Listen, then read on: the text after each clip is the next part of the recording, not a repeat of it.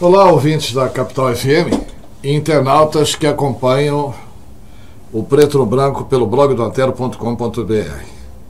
Eu disse ontem aqui que o Supremo Tribunal Federal está vivendo um momento histórico, que é a questão da ratificação, da confirmação do ministro Edson Fachin na relatoria, e também se o ministro pode validar monocraticamente as delações premiadas. Já foram 2 votos na sessão de ontem do Supremo, que deve se estender hoje durante o dia e deve terminar hoje, porque agora é só colher os votos dos ministros.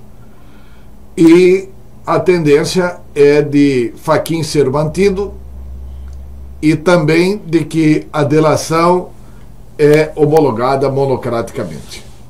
E também da validação do acordo do Ministério Público com os delatores. O ministro Gilmar Mendes, ele faz uma observação absolutamente correta, embora isso cause uma certa indignação, porque no Brasil também está tudo que é contra alguma coisa, que tenta aperfeiçoar alguma coisa, fala, isso aqui é contra a Lava Jato. Não tem nada de ser contra a Lava Jato. A ponderação que o ministro Gilmar Mendes tem feito é uma ponderação absolutamente correta. Assim, não se pode deixar todo o poder na mão do Ministério Público.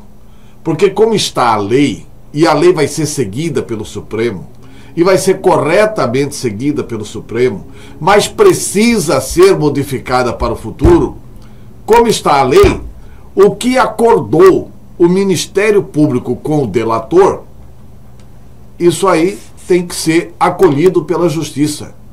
Num primeiro momento, o Poder Judiciário não se envolve nisso, não dá opinião, não altera esse acordo. Ou seja, o que o Ministério Público fez de acordo com o delator, isso aí vai ser absolutamente cumprido pelo Poder Judiciário.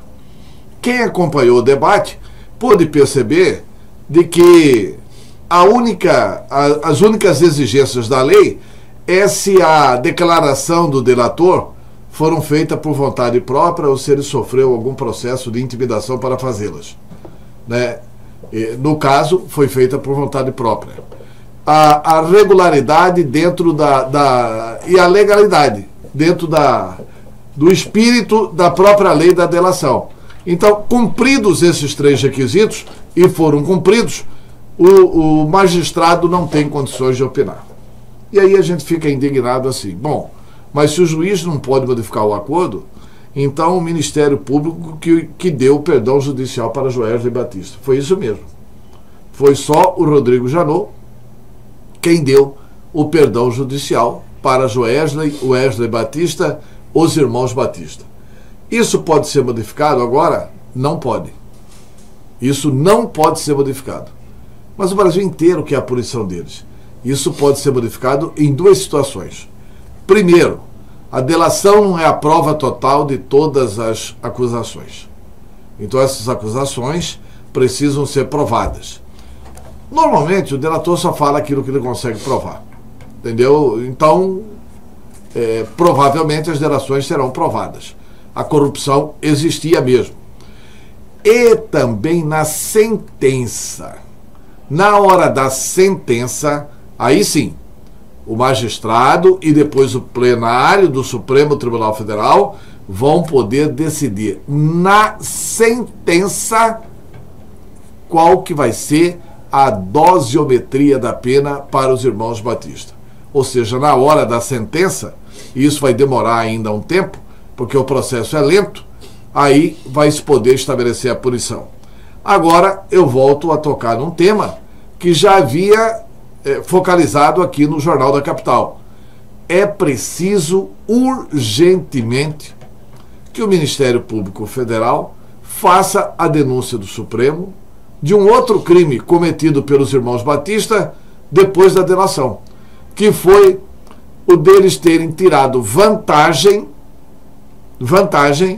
da própria delação, naquela compra de dólares e naquela venda de ações da empresa JBS, quando eles lucraram alguns bilhões de reais roubando mais uma vez o povo brasileiro.